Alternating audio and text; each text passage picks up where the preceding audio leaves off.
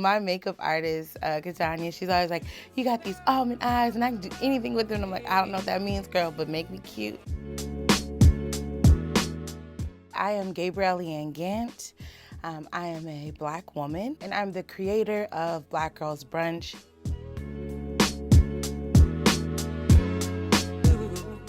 So when I was younger, everyone thought that I was going to be a lawyer, as well as on television, because I had a real big Oprah personality. In high school, I was voted most likely to become the next Oprah. I like to argue as well, so it was either lawyer or co-host or have my own television show and be in journalism. Spelman College, there was no other option for me. Growing up in Phoenix, I was a lot of the time the only one, especially in upper level courses. My mother was really good at putting my brother and I in cultural experiences, so we did all the things. We played all the instruments, we were in all the dance classes and sports. Being the only really was a very uncomfortable space. I'm also a big girl. I'm also boisterous. I'm loud. I'm dynamic. And that's not something that is really accepted in schools, especially not in white schools. Finding out about Spelman and thinking about how HBCUs are definitely shaped to educate the outcast of American society. They teach you how to fall in love with yourself, but they also prepare you for the world that doesn't really want you sitting at the table. I fell in love with Black women when I went to Spelman College, and I fell in love with myself in a way that I could never have imagined, because I was just completely filled with power and sisterhood and my education of where I come from. I'd lived in Atlanta, I'd lived in New York, I'd traveled to DC. In Phoenix, it was who are you? Couldn't ever make enough. Couldn't find a job that would be willing to compensate me for my worth. Could be considered a subject matter expert in the development and implementation, training and coaching of women of color in executive level positions, but I was always ignored. And I could go from my condo to work to Chick-fil-A to Target back home in a day and not see another Black woman. So Black Girls Brunch was really a selfish thing. I was lonely. I wanted my tribe that I had developed as being a Spelman College student. Remember, you went to grandma's house or a family member's house on Sunday dinner, but when you're in college, you don't have that.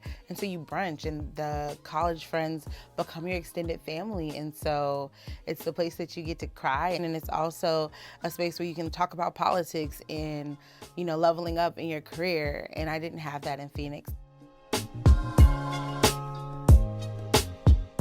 I really love seeing Black women and women of color win. I know guys their favorite athlete making a dunk, and that hypes them, but me seeing a Black woman or a woman of color from a marginalized community come up and win and do something dope, that gives me so much joy. There's no greater love than that. It's just my hair's dope. I can wear fuchsia if I want to, and if I want to drop it it's hot with a glass of champagne, none of my sisters are gonna think anything of it, because this is a safe space, and sometimes it's safe to unpack all of the burden. Seeing them win and seeing them in happy bliss and joy, it's one of the most beautiful things I've ever seen.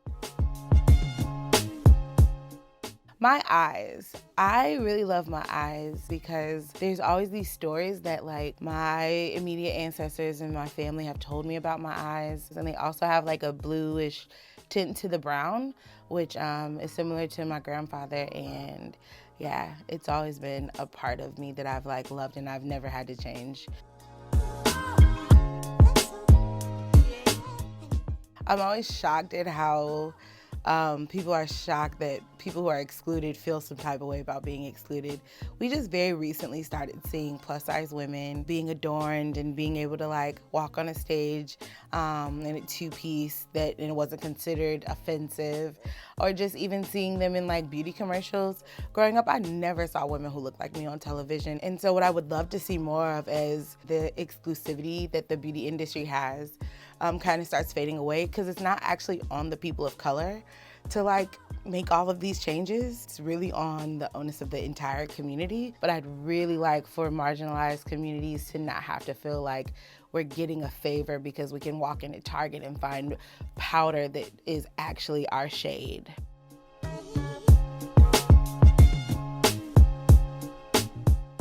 I feel like it means live as you are, like embrace the boldness, the beauty of your skin. It's enough just as you are. My name is Gaybrielle Leann Gant, and I live tinted.